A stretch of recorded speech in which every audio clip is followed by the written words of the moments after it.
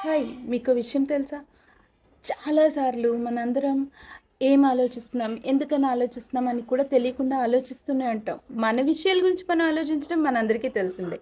కానీ పక్కాడి లైఫ్‌లో జరిగే ఈవెంట్స్ ఎలా జరుగుతున్నాయి, వాళ్ళెందుకు సెక్యూర్ చేయలేకపోయారు, ఎందుకు సెక్యూర్ చేశారు, ఎలా విన్ అవ్వాలి, ఎలా విన్ అవ్వట్లేదు, ఇవన్నీ కూడా మనం ఆలోచిస్తాం. పర్మిటేషన్స్ అండ్ కాంబినేషన్స్ అన్నీ ఆలోచిస్తూనే ఉంటాం. ఇది ఎందుకు జరుగుతుందో మీకు తెలుసా? మన మైండ్‌కి మనం ఆలోచించడం అనే ఒక వ్యాధిని అలవాటు చేశాం కాబట్టి. అది ఏదో ఒకటి థింక్ చేయాలి కాబట్టి మన గురించి, పక్కన వాళ్ళ గురించి, ఎదుటి వాళ్ళ గురించి, అందరి గురించి ఆలోచిస్తూనే ఉంటుంది. ఒకవేళ ఇలా కంటిన్యూస్‌గా ఆలోచించడం వల్ల ఏమవుతుందో తెలుసా? మనం ఎమోషనల్‌గా చాలా రియాక్టివ్ అయిపోతాం.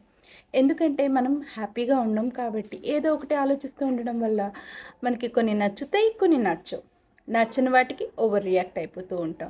నచ్చిన వాటికి ఓవర్ రియాక్ట్ అయిపోతూ ఉంటాం. దీనివల్ల ప్రతి చిన్న విషయానికి అవసరానికి మించి ఎమోషనల్ అయిపోతూ ఉంటాం. ఇలాంటి వాటిని చేయకుండా ఉండాలి అంటే ఫస్ట్ బౌండరీ ఫార్మేషన్ అనేది చెయ్యాలి.